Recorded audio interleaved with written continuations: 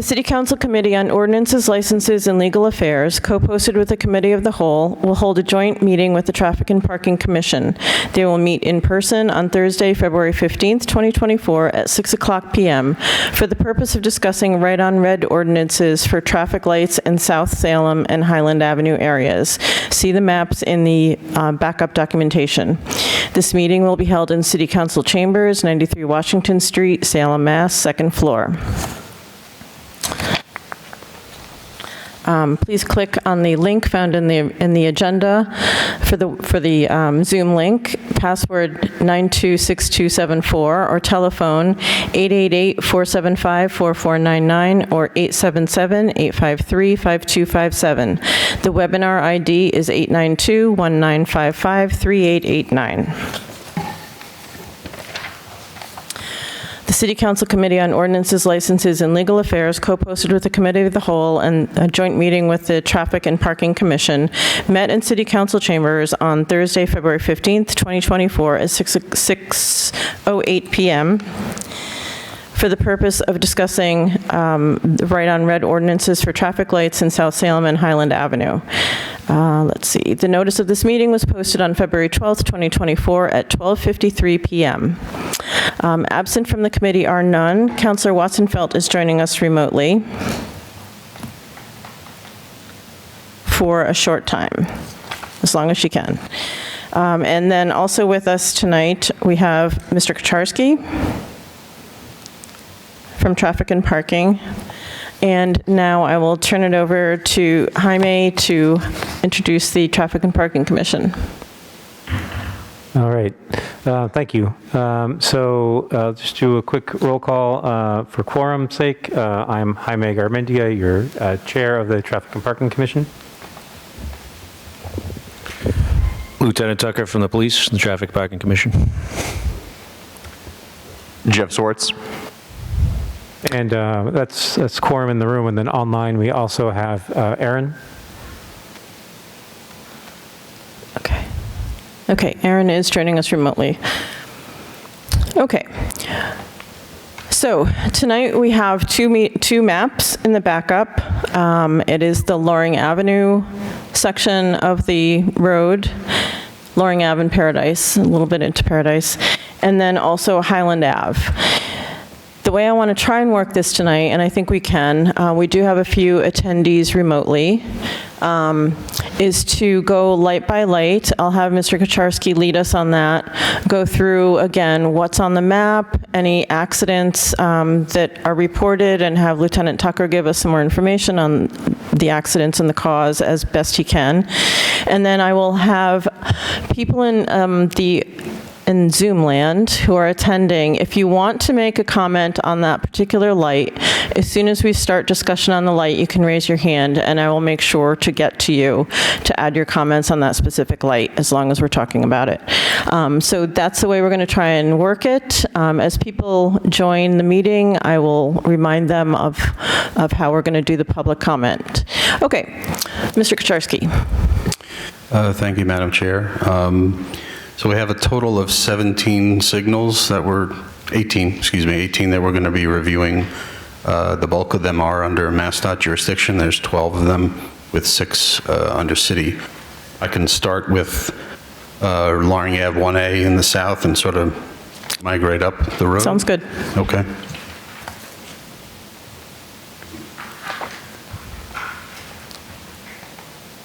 Share my screen.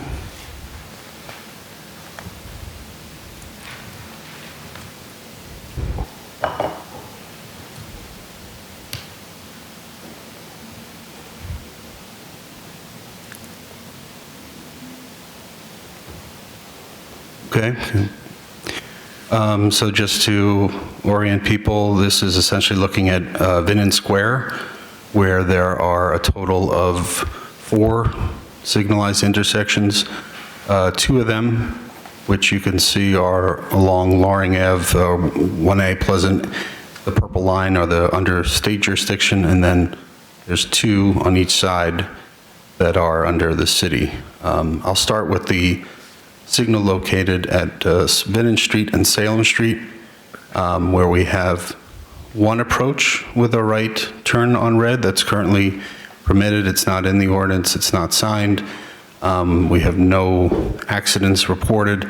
Just to note, since the last time we met, Russell Finley took a look at the last 12-month period to see what types of crashes took place, and the crashes identified involve either a bicyclist or a pedestrian, but again, don't know the circumstances. Hopefully, Lieutenant Tucker can fill in that information as we go along. So just to pause at the first signal of Vinnon Street and Salem Street. Any comments on that light? Let me see if I can do this. I don't see any raised hands, but, okay. All right. Do you want to move on? Sure. To the left of that intersection is the intersection of 1A and Vinnon Street, where you see a total of 5 crashes. In this instance, there are 3 approaches, an eastbound, westbound, and southbound, where currently right turns are permitted. I don't know if Lieutenant Tucker has any more information about those particular crashes, if you want to hear from him at this time. Yep. Okay, one crash from September was a bicyclist that was struck. That's not a right on red circumstance. Vehicle was traveling outbound from Salem on Paradise, struck a bicyclist who was in the crosswalk. No indication of what the light cycle was at that time. I would note, too, that a bicyclist who's pedaling, is not a, not strictly a pedestrian under the law. In this circumstance, however, the officer did cite the driver for striking that individual. Very minor to no injury reported on that one. Earlier in September, we have a crash attributed to that intersection. Both vehicles traveling south on Paradise, approaching Vinnon, and as a side swipe incident, both vehicles traveling the same direction. One merged into the other.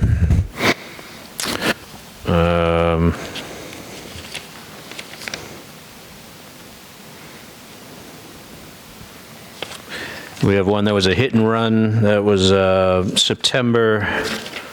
Recording in progress. I lost it for a while. Oh. I don't know what happened there. Go ahead. Another vehicle heading, I apologize, I gotta read the diagram, heading into Salem on Paradise. That driver claimed they have a green light. Vehicle, oh, I'm sorry, this could be a right on red. The vehicle, second vehicle took a right turn from Vinnon onto Paradise, colliding with the passenger side of the other vehicle.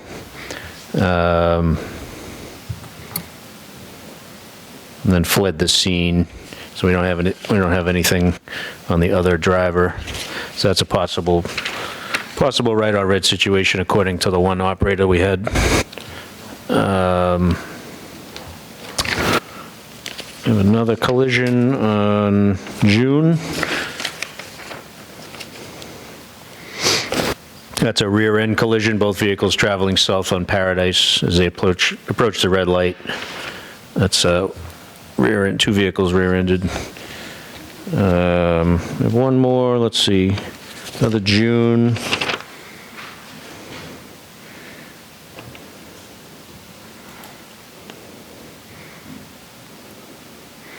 And one vehicle traveling westbound on Vinnon from Marblehead. The other vehicle is traveling north on Paradise Road coming from Swampscott into Salem. Both claim to have had the green light. That was a angle intersection. It's not believed that either vehicle intended to turn, just went straight into each other.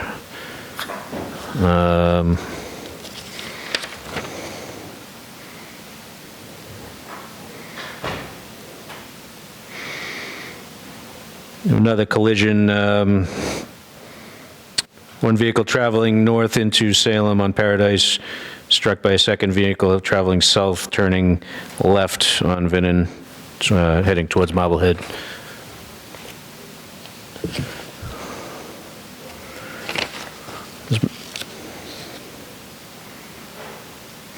Another collision here in January of last year.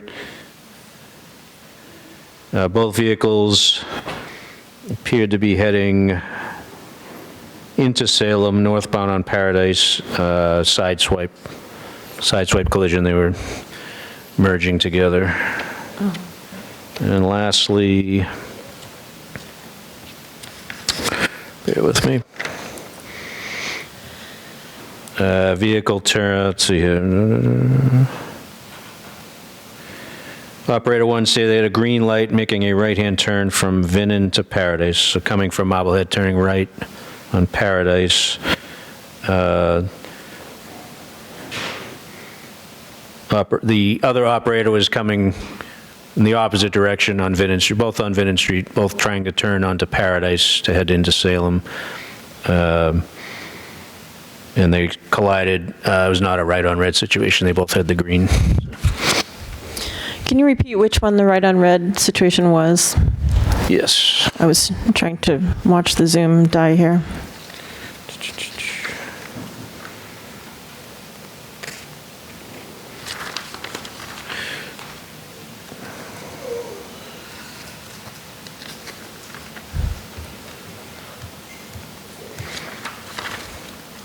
Bear with me.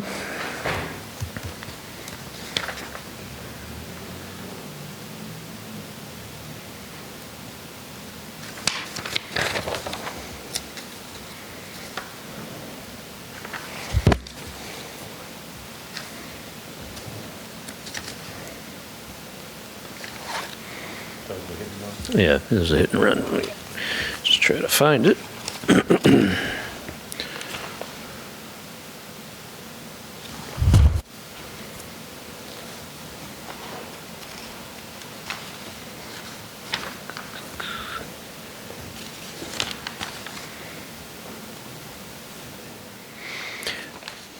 Right, September 5th, 5:47 in the morning.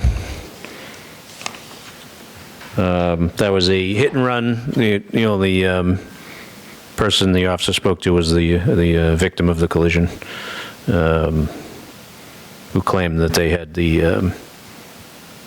the green light and was struck by someone. Let me see.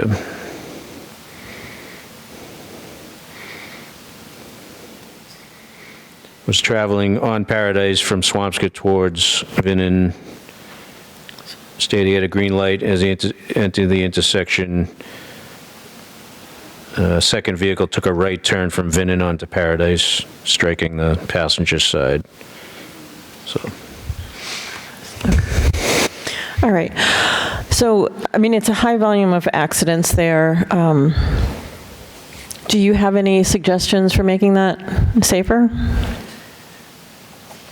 This is an intersection too that Swampscott, the government in Swampscott and the police have taken note of. This one and the one where Salem and Vinnon meet, the first one we spoke of. I think we'd have to go down in the field and look at the geometry of it. Mr. Kucharski, is this DOT? This is state highway, isn't this section? Yeah, this one is, but the one at Salem and Vinnon is city. And is that, I should have asked this earlier, is that ours or is there a jurisdictional? that one is ours. That one, Salem and Vinnon is ours? Okay, all right. Okay. Yeah, so we'd have to discuss with DOT also, the main intersection. But people do have their eyes on that particular intersection? Yes, yep. Okay, all right. Any comments, questions? Councilor Harvey? So am I right in saying that out of all the incidents that happened at that intersection, there's only one that was presumed a right turn on red incident, and that was basically hearsay because that's what the person involved said because the other person left the accident? That's correct. That's the only one out of the ones we could find in that intersection that made any reference to right on red. And the next thing is, I don't know whether it's feasible or not, but as we go through these intersections, since we're here discussing right on red, I don't really foresee the need for Lieutenant Tucker to go over every accident that happened at that intersection unless it was a right on red incident. I think it's a good time to review Well, are we here for Safety- right on red, or are we safety here for issues. all-out traffic within the city? I mean, We're talking about safety at intersections and whether right on red is an issue. well, that's what I'm saying. So if the incident was a right on red incident, then let's talk about it. But if it wasn't a right on red incident, since that's what we're here to talk about, why are we basically wasting time going over every incident at that particular intersection if it wasn't involved with a right on red? That's all I'm asking. Heard. Councilor Cohen? Thanks, Chair Marcello. If I understand this right, this is the intersection which is at the, where the strip mall is and the gas station. Yeah, in the Valvoline? Okay. So my only observation, because every time I go to Boston or somewhere, I go through there, I always think about the fact that when you're going into Swampscott, it appears like the left lane and the right lane can both go straight. And I think that's a problem, because sometimes people don't know what to do, and some people speed up. I don't know if you know what I'm talking about, but I think if the left lane was left lane, I mean, I know this is up to the state, but if the left lane was left lane only, or something where there was a better marking, because there doesn't seem to be any like striping or significant striping there. I don't know if that makes sense to you. Through you to Lieutenant? No, that's correct. We have seen some issues there with both southbound lanes may continue straight or make a turn respectively. And then beyond the intersection, now we're talking about Swampscott, there's some confusion because it does turn into one lane just beyond that traffic light going south. Coming into town, it's a similar situation, although there is a slip lane to turn right. And then I think our lanes are marked out a little better, a little more clearly coming north through that intersection. But some definition could help, yes, I agree. Councilor Cohen? Yeah, just one more thing, because a few of these were side swipes, and I'm thinking that's where people are side swiping, is they don't know whether they should be merging or slowing down or speeding up, because people pass on both sides at that intersection, I've noticed. What we see anecdotally is a vehicle in the left lane will signal kind of late, and the person behind them wants to go straight, they'll merge to the right and strike the vehicle next to them. Okay. Okay, next. So the next intersection is Loring Ave at Vinnon, off to the left of the yellowed circle. We're showing no crashes there. There's one approach with a right turn on red that's permitted. Heading up north, where Loring and 1A meet, you have two approaches where a right turn is permitted, and there's one crash reported. Again, don't know the details of that.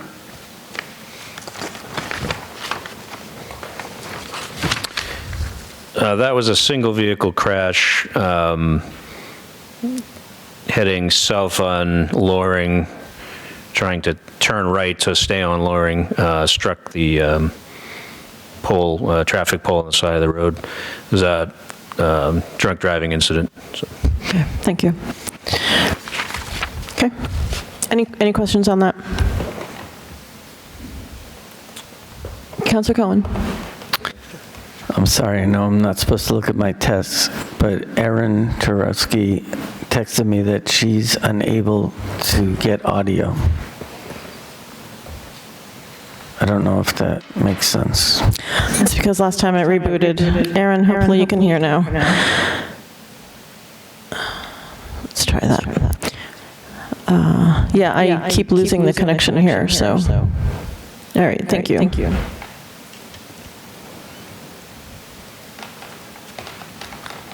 Moving up north on 1A. Excuse me. We come upon two intersections, one at Pittman Road, and I apologize, I don't remember the other cross streets. Again, both are under state jurisdiction. Yeah, Harrison Road. Thank you. Harrison, with two approaches where a right is permitted. One crash was reported within the last 12 months, and 0 at the other location at Pickman. And apologies, we missed the Pickman one earlier, so we just wanted to make sure it wasn't in the one that was posted, but it is here now. Okay.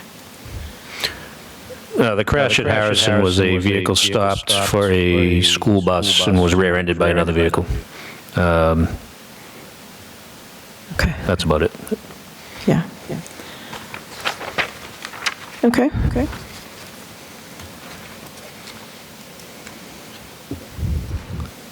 Sorry, just moving around so I could see here. So the next are two signals at the intersection of Jefferson Canal and Loring, again, both under state jurisdiction. This was a project that was done a few years ago. These are cases where it's not in the ordinance and it's signed, and I think it was part of the project, just given the configuration of the intersection,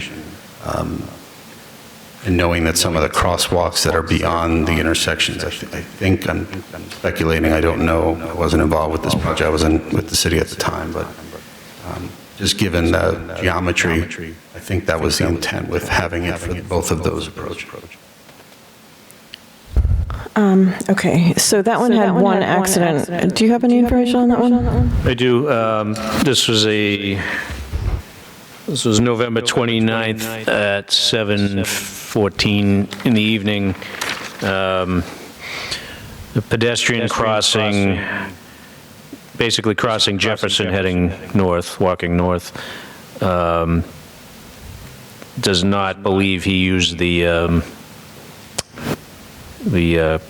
pedestrian cycle at the light.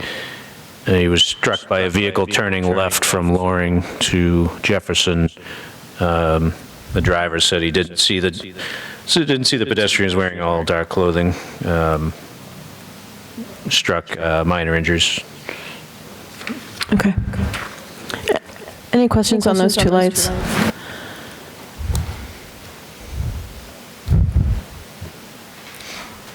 Councilor Cohen? Yeah, that's kind of shared by Councilor Varela and myself. It's a really weird intersection. I think we were talking at one point, I know this isn't exactly the intersection, but we were talking, Director Kucharski, Lieutenant Tucker, I think Councilor Varela and myself, about a potential extra crosswalk.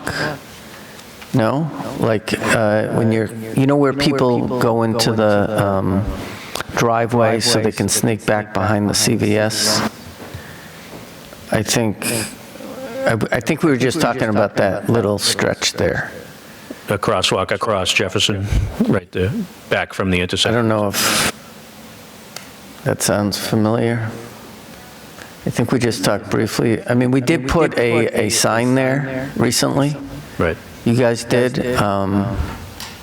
But I think one of Councilor Varela's constituents said that they have trouble trying to go to the Big Apple or whatever. Okay. So the idea here is to add those two to the ordinances, right? I believe, so, yeah, we should be. Yeah, so at the end of these three meetings, we're hopefully going to have something that we'll do a motion on to change the ordinances. So those two, the way it's signed, it seems to be working safely, so we should get that into the ordinances. Okay. Councilor Presnowski. Thank you, Chair Morcillo. Not being a member of the committee, that's probably one of the most unique intersections I've ever seen in Massachusetts. And I can imagine it's quite a challenge to try to configure out the light and pedestrian situation over there. I know about 10 years ago that intersection went through a major change, and I think some of the people here will remember it. I'm just shocked that there's only been one accident since that change in the last year, because there's so many vehicles that go through there, and it's such an unusual shape that it does cause confusion. One of the confusing parts of it is people that are coming into Salem on Loring Avenue, and they stop at the light. I see people taking a right there thinking they can take a right on red, when it's actually a right curve, and it's not a right on red. It's not a direct 90 degree. My suggestion would be to just put up a sign next to that light there and just say no right on red. I know there's been no accidents, which is good, but people have asked me, can I legally take a right there? And I say, no, it's not a right turn. It's a right curve. So I think just to sort out a little bit of the confusion, that may help. Just a suggestion. Thank you. We could look at that as we'll have to put the verbiage together for these locations and Okay. look at that as well. Okay. Councilor Cohen? Yeah, I want to reinforce what Councilor Prozniewski said, but when people are coming, like from where Loring Liquors is, either from Canal or Loring, or actually coming down Jefferson, they get some pretty good speeds going into the actual intersection, because they have an area that's pretty long from the light down by Loring. Do you know what I mean? So the speed of cars is pretty good. So I think, to your point, if we had something that just slowed people down at that one spot, would be good. Councilor Prozniewski? I think we may have addressed that when we changed the speed limit in Salem from 30 to 25 miles an hour in a congested area. So anyone that's doing more than 25 miles an hour is speeding, even though it's a long straightaway and it's wide open, and a lot of times when there's no congestion, you have that propensity to go maybe 26. Okay. Okay, Lieutenant Tucker? if I might, I just had to look at Google to refresh my memory, but there is a state sign there trying to explain the lanes, and that might add to the confusion, because the rightmost lane tells you that you must, it looks like a right turn, it's just stay on Loring Ave. So some improved signage. It may be a no turn on red, or it may be something different than that even. But yeah, there's a little, we have stopped people there for going through. Essentially, you're going right through a red light, going straight through. So that does need a little work. Okay. Okay, last light, Salem State.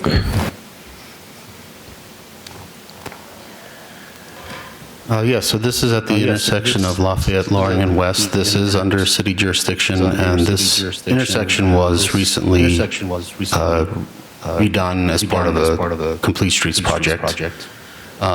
You'll see that 3 of the approaches are in the ordinance but not signed. It's actually only 2 of those approaches are in the ordinance and not signed. So the approach from West Ave, that was adopted in 1980, but again, it's not signed.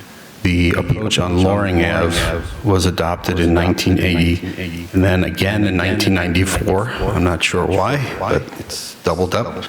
Like I said, the northbound Lafayette approach is not signed. It's not in the ordinance, so that's not accurate. And then the southbound approach on Lafayette is signed, but not in the ordinance. And I believe it was part of the project, which again is MassDOT funded, so it might have been part of that, but I'm still doing some investigating on that. And 0 crashes reported over. Right, but lots of pedestrians there. Yep. I mean, even when you look on Google Maps, there's people in the crosswalk. So what is the intention here? Is the intention to change the ordinances, or what do we want to do here? Or what's your recommendation? I mean, I haven't seen any reason to change things, except maybe adopt the one on the southbound approach. Again, I'd have to look more into that approach to see what the rationale was for putting the sign up in the first place. There's a red bulb, there's also a green arrow and a red arrow to direct motorists, and I think a lot of times the red bulb will be on, but the green arrow will be pointing, and it'll say no turn on red, and someone will sit there.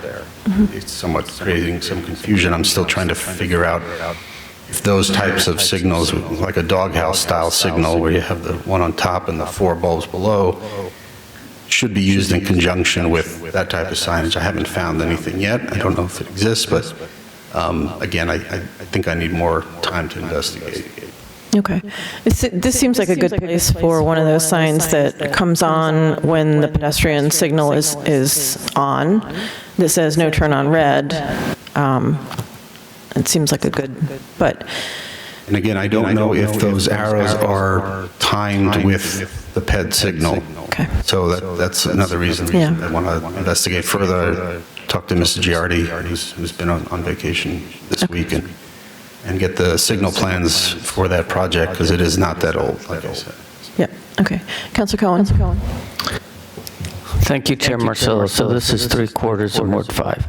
And from when I moved to Salem in 2008 until they changed the not installed the lights, but the improved signals, it's dramatically different.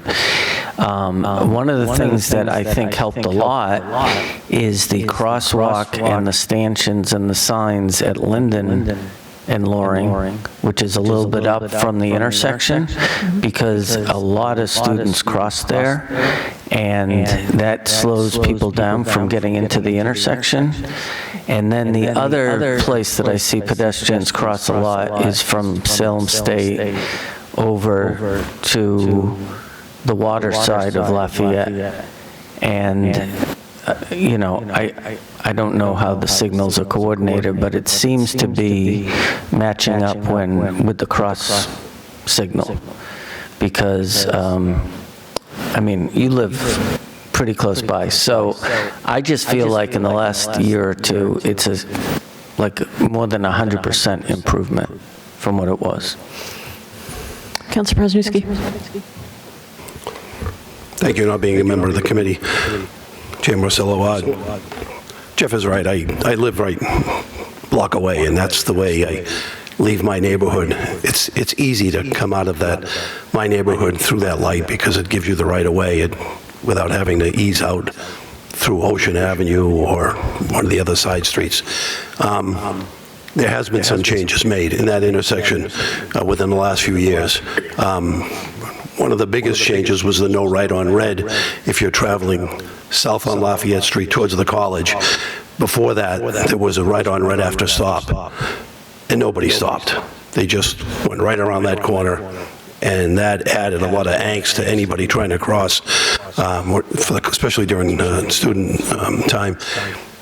It did make it dangerous. That's been taken care of, because now you have to obey the green light. There is no right on red there, not like it used to be. And I know some people still aren't used to it and still violate it, but I think that there's a learning curve that's working over there. The other thing that was done was, and I think Lieutenant Tucker would remember that, there was islands that were on Lafayette Street as you were heading towards Marblehead.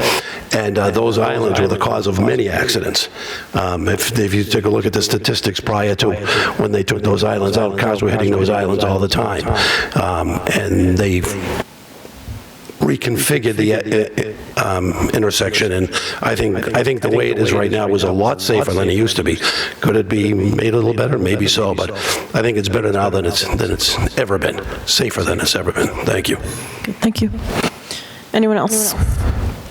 Just check our attendees here. Okay. All right, I think we're done with Loring.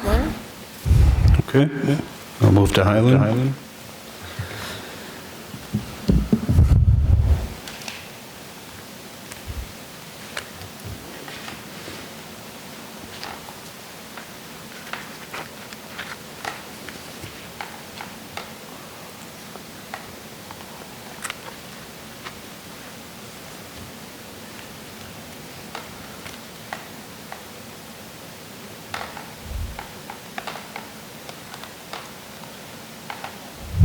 Everyone see that? Good. We could take all three of those at the same time. Sure. This is South Salem on Highland Ave. The southernmost, I believe, is near the Walmart area. You have 0 crashes reported. Then at Old Village Drive, again, 0 crashes, and at Barnes Road and Ravina. These are all under MassDOT jurisdiction. There's currently no signage, and right turns are permitted in each approach. Okay. Any questions on those three? Seeing none. Okay.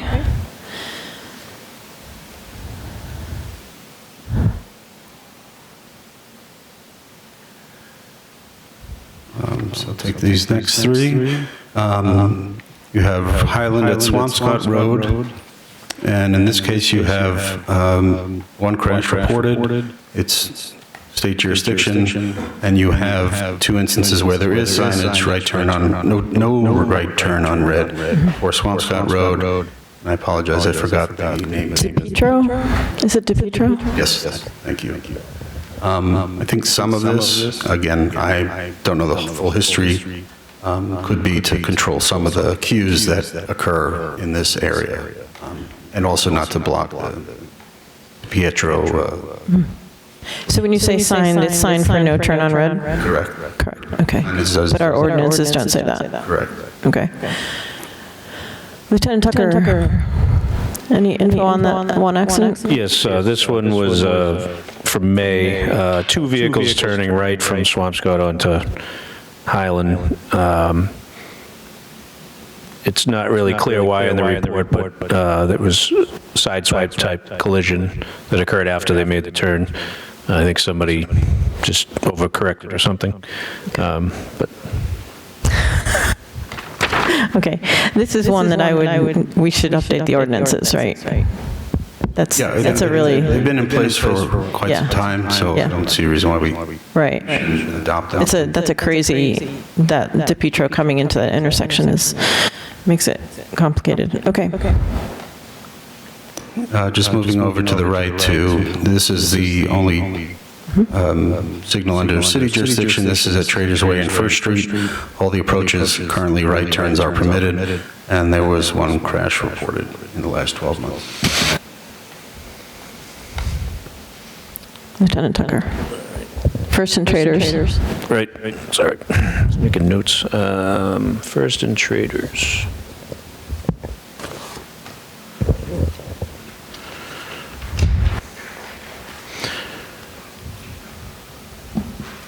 I actually found 2 collisions somehow.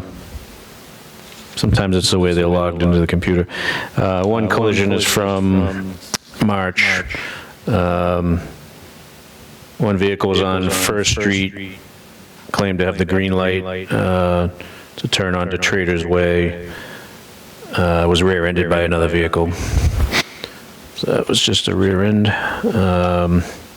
Another one from January, sorry. Vehicle on First making a left onto Traders, icy road, lost control of the vehicle. Struck a parked car on Traders Way. That's all I have there. Okay. Oh, Councilor Prezinski, sorry about that. Thank you, Chair Marcello. I don't think we should overlook the fact that there is no markings for what used to be a very bad intersection at the corner of Swampscott Road and Traders Way, which is now a roundabout. I think we all who've driven on that road remember the congestion that that light used to cause, and I'm sure that if we dug back a few years, Lieutenant Tucker could find some incidents at that intersection, because traffic used to be backed up from that light all the way to Highland Avenue and way down Swampscott Road. That roundabout is probably the most sensible roundabout that the city, most positive change that a roundabout could have made in this city. So I just want people to be made aware that even though there's nothing on the map on this about that, there's a reason for that. It used to be, and it should have been on this map if we didn't put that roundabout in. So that was a huge traffic improvement, in my opinion. Agreed. Thank you. Agreed. Okay.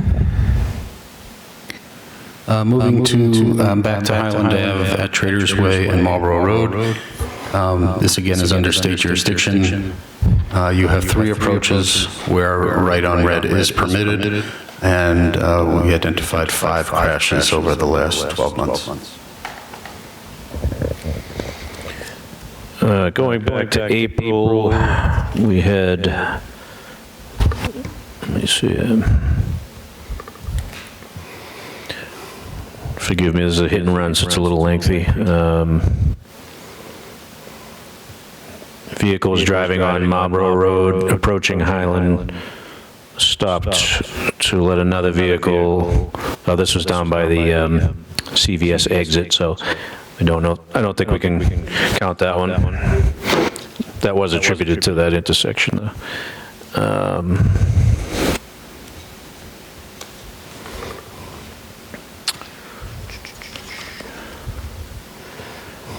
Another one, vehicle traveling on Marlborough Road towards Highland. Vehicle in front of that vehicle was in the left turn lane. Excuse me. Was in the left lane that should have gone straight. That vehicle then made a right turn. It appears they both had the green light or the green arrow. That was a side swipe type accident.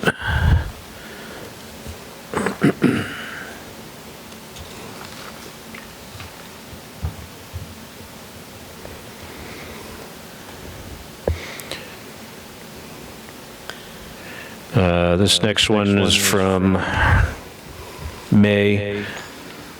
2 vehicles on Traders Way facing Highland.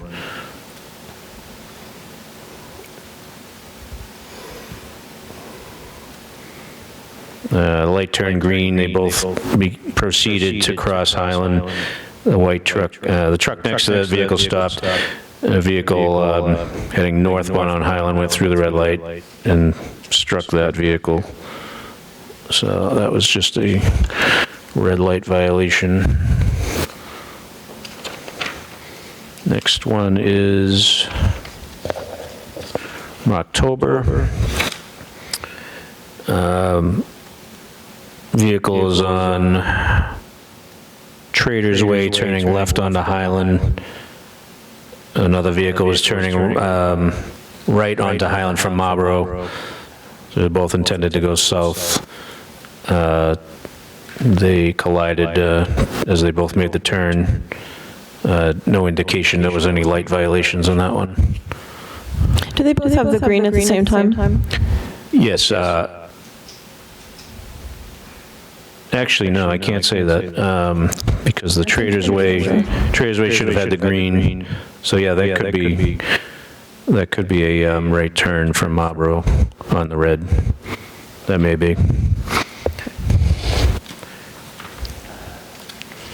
Last is December. Oh boy.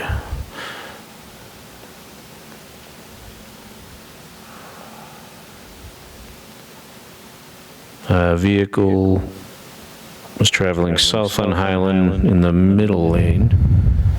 Claimed the traffic light was green. Got hit by another vehicle turning left onto Highland from Traders heading towards Lynn.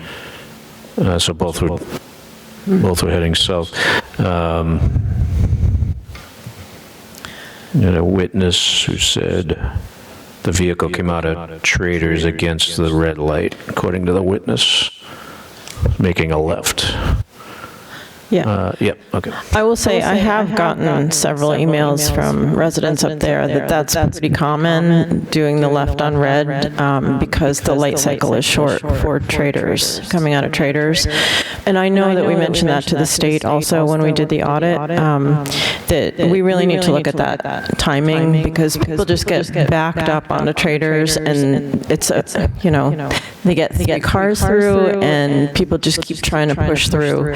And to that, it doesn't surprise me that that accident happened. And that's, people tell me that all the time. It makes that intersection unsafe just because of the cycle time, I think. So, So MassDOT is looking at this entire corridor, including the portion that's in Lynn, for a redesign. They're still in the process of... yeah, this can't wait that long. That's years out. They really need to look at that particular cycle for Traders Way to lengthen it. It's just, it's not sufficient. Councilor Harvey. Thank you. Excuse me. Thank you, Councilman Silla. I agree with what you're saying, but I know for a fact that the state has adjusted those lights multiple times, and it's either feast or famine, because if you adjust them for Traders Way, you're backing up Marlborough Road. And a lot of the people that live on Marlborough Road, especially around 4 or 5 o'clock in the afternoon, they're trying to get home, and they're literally taking almost a half an hour to get from Peabody up to their house on Marlborough Road, because that light was lengthened, and it created more traffic coming up Marlborough Road. And I know they did that because my son worked for PRT, which was the light division, and he actually was there multiple times adjusting those lights. I've actually talked to John Giardi about it, and he's talked to the state about it. And it's just, no matter what you do at that intersection, it's going to be, you're either going to have traffic going up and down Highland Ave, or you're going to have traffic going down So the right turn on red's there. I know the one coming off of Marlborough Road, it helps, but it only helps for about 4 cars, because then it bottlenecks down to a single lane on Marlborough Road. But as far as how fast you can get something done, I know going back to what Dave was just saying, they are trying to work on that whole corridor, and they're trying to do like a smart light system so that flow of traffic will move better, but it's nothing that's going to be done overnight. I know that only because I've seen it been changed multiple times, and no matter what way they do it, they get complaints from either direction. And that's where that stands right now, I know. So, thank you. Yeah. No, I get it. I just feel like if people are doing lefts on red, something's wrong with the cycle. Councilor Harvey? Thank you again. That brings me back to enforcement. Even during the busy traffic times, if we had the capability of having an officer up there enforcing what these people are doing wrong. My biggest concern about that intersection is for the ambulances and fire department trying to get through that intersection, because so many people block that intersection, because exactly what you said, they're trying to get that little inch to get through that light before it turns red on them. And they end up blocking the whole intersection, and emergency vehicles can't get through there. So enforcement, and that's the only way people are really going to start paying attention to what they're doing when it comes to stuff like that. Even blocking the intersections, the first 2 side streets coming up Marlborough Road, there's, they put the big X in there, and they put a big sign that says "Do not block intersection," and people still do it. So until we start enforcing it, people are going to continue to do it, and I've said that before. Thank you. Councilor Gerslow. Thank you, Chairman. I was just going to say... Right into your mic. Has any studies done on the statistics, how many cars actually travel that road? Just sitting up there for a couple light cycles, it's got to be at least 300 cars going through the intersection. That was my beat when I was on the police department for many years, and I don't remember doing a lot of motor vehicle accidents on Highland Ave itself or at that intersection, only during like bad weather conditions or people running red lights and stuff, but never a right on red, or like coming from Marlborough Road or Traders Way, where they have like almost a merge onto Highland Ave. For that that intersection to only have 5 accidents in the last year, is that correct? That's amazing, because the amount of traffic that flows through that intersection. So, thank you. I agree, it's amazing, because of what's happening up there, no. Okay. Anything else on the intersection? Councilor Kwasniewski. Thank you. One of the other ripple effects from that intersection, and Councilor Harvey alluded to it, is the length of time that it takes to get from Salem to Peabody. But the ripple effect from that has been everybody cutting through Witchcraft Heights, who finally figure it out, or whether they go by some of their apps on their phones that takes them through the neighborhoods. Everybody coming into Salem from Peabody will be taking a left on Rockdale, and all of a sudden you wind up in the middle of Witchcraft Heights. And if you're going, and I've done it myself because it gets you through that intersection, but all of a sudden the neighborhood is just inundated with traffic during rush hour. So my question to Mr. Kucharski is, I don't know if the Mass DOT has given you any foresight on what plans they have to do with that intersection, but I think that that's that congestion that's caused over there has to be something that's got to be taken into consideration when they do the redo. Yeah, so they've collected full traffic counts of the entire corridor this past year, and they're using that information to evaluate each of the intersections, not just this one, but looking at Hawthorne Square, down by Swampscott, and Highland as well, to see if there's different configurations, even looking at roundabouts, to see how that what impact, if any, that would have.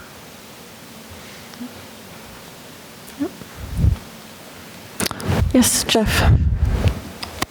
Hi, I'm not sure if this intersection would be eligible for it, but I'm curious if the enforcement cameras, if that's something that would be eligible for this intersection because it's state jurisdiction. It just seems like the left turn on red, as well as the people blocking the box up there could be an issue that could be pretty quickly solved with the ticketing based off the cameras, and it would obviously not require police staffing that as well. Just curious if that's a possibility. If we had a state law that allowed us to do that, yeah. I apologize if I'm mistaken. I was under the impression that there was a conversation happening around potentially opening that up in Salem. Is that? We have to, through a home rule petition, we asked for enforcement in school zones for speed, but there is a state bill to allow any sort of video enforcement. So that would have to go ahead. Hasn't happened yet. I gotcha. Thank you. Yep. Okay. Just going to continue up Highland Avenue. Do you want to do that Marlboro and Sure. Osborne Hill Drive? So It looks this is pretty clear. Intersections at Marlboro Road and Amanda Way Outlook Drive, I believe, and also across the street from the McGrath. Apologies, McGrath. Again, no crashes reported under city jurisdiction. All approaches right now are permitted. Okay. Going back to Highland, this is Hawthorne Square at Highland. 0 crashes. This is under state jurisdiction. 3 approaches, one of them coming from where the retail, Dunkin' Donuts and others are. Right turns are permitted in every instance today. Okay, any questions on that one? Okay. Our last intersection is at Wilson and Highland. It is, again, under state jurisdiction. There's currently 2 approaches that are signed, but not in the ordinance. The Wilson Street approach and the Cherry Hill Ave approach. The northbound Highland approach is not signed for any restrictions, and right turn on red is permitted. And there are 2 crashes reported. Lieutenant Tucker. One crash was January of last year. That is a vehicle that was at the red light being passed by a fire truck. Piece of equipment came off the truck and struck the vehicle, so I would discount that one. Okay. This is a situation where I have had residents ask about the right turn going northbound on Highland onto Wilson. And I did get an email from a constituent, if people don't mind if I just read a section of it, where she's a pedestrian. She says, allowing cars to enter an intersection on a red light creates significant hazards for pedestrians. And she's specifically talking about that one intersection. It's my observation that, one, drivers do not expect to see pedestrians on corners or in crosswalks and therefore do not look for them. It's very difficult for a pedestrian generally to make eye contact with the driver who is not actively looking for them. Two, drivers turning right on red look exclusively in the direction of oncoming traffic and focus on the cars in the street. It's possible to walk up to a car blocking a crosswalk during the walk light totally unnoticed. Three, drivers turning right on red use perceived traffic speed as the only basis for their decision to turn and frequently think it's okay to beat a pedestrian to the intersection or turn in front or behind them, so long as the driver thinks they have room to do it. For drivers turning right on red, use the behavior of a driver in front of them to gauge whether an intersection is clear instead of looking. And several drivers in a row will do a rolling stop through a light. This can trap a pedestrian in a crosswalk if the stream of cars turning right on red is heavy enough that they can't safely finish crossing a street. Five, drivers turning right on red often inch into intersections to force a break into oncoming traffic so that a crosswalk that was clear at the beginning of the walk light becomes blocked. And finally, drivers who do not stop for pedestrians are harassed by drivers who do stop for pedestrians are harassed by drivers in line behind them who don't see the pedestrian and think the driver at the front of the line is just being inattentive. Some drivers will even swerve around the stopped car and try to pass. Kids are especially at risk for this. So, I mean, it is a question that is right at two schools, and it's a heavy intersection during drop-off and pickup time especially. Is there any thought of changing that particular movement? I'd be curious, Lieutenant Tucker, do we have a crossing guard there at that intersection during drop-off pickup for the Horseman and the high school? Not right at Highland, it's down further, so most children cross Wilson down at the high school Horace Mann entrance. We don't see a lot of people cross Highland typically throughout, of course. There's also that pedestrian bridge, which is unfortunately hardly used, I think just because of the location of it. I would say just a quick analysis, like coming out of Cherry Hill, there should be absolutely no right on red. There's no sight line to see traffic approaching. Coming northbound on Highland, I would be okay with a no right on red there because I think there's enough room to queue up the cars and the light cycle is long enough for the Highland traffic. I don't think we would lose out tremendously, I don't believe. Making a right from Highland onto Wilson, there is no right turn from Highland southbound. That's a one-way coming out. So the last one would be probably the most contentious one would be Wilson turning right onto Highland. I guess the only concern there, the traffic backup at the school times, which is when you have the most amount of student activity. So I think there is signage there. There is a signage for that. Okay. And that lane is also serves as a left and right. So if we were to remove it, I think that would create some confusion.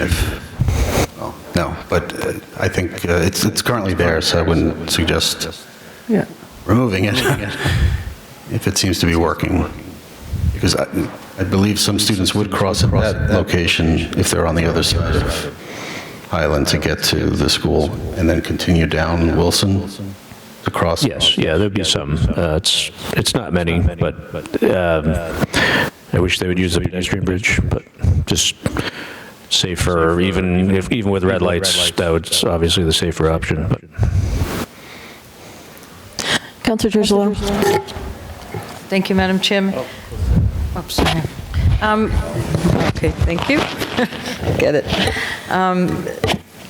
Mr. Kuchowski, on Wilson taking a right onto Highland, the no turn on red sign is actually right on your right. So when you pull up, is there a way you can put it, because you're looking straight ahead, but the sign is on your right. You actually really don't even see it as you pull up to the intersection, is there a way you can place it across the street, like on Cherry Hill? So, because as you're looking straight across, and people will still take the right, they don't know that it's a no turn on red.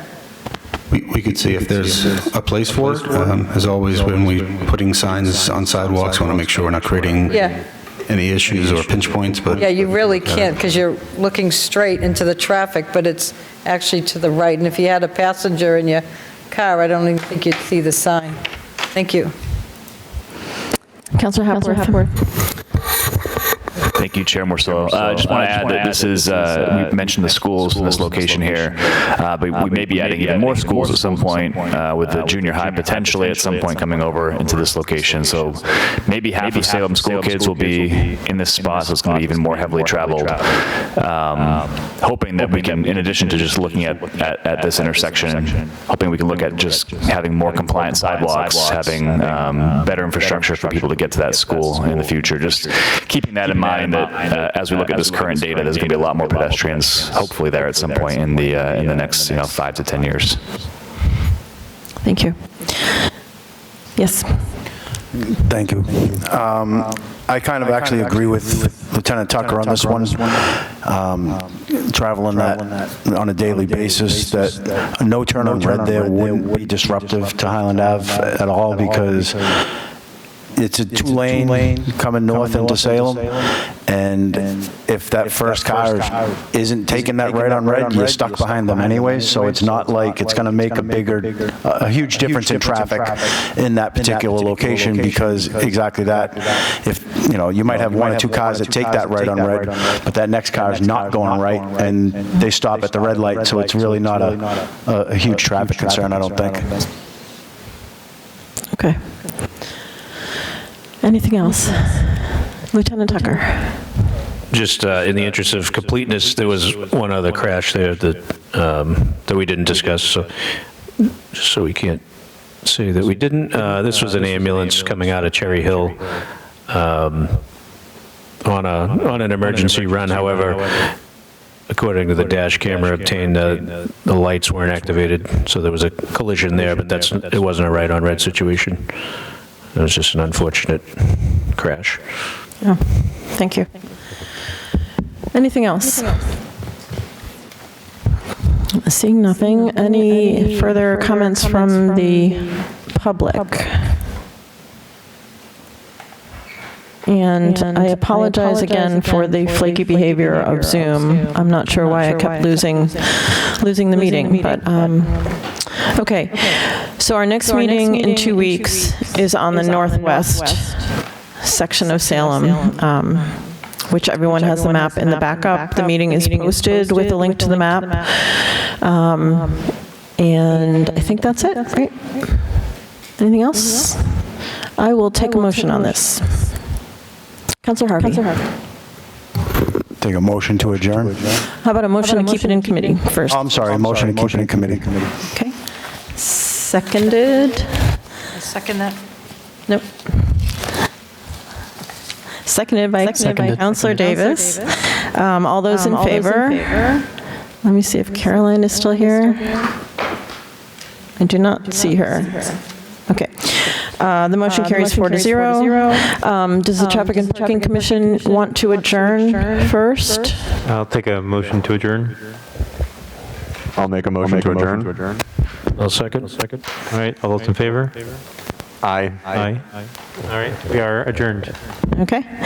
I'm sure Aaron agrees. Okay. And I will take one final motion. Councilor Harvey. Now I make a motion to adjourn. All those in favor? All those in favor. The motion carries 4-0. All right, thank you. Thank you very much.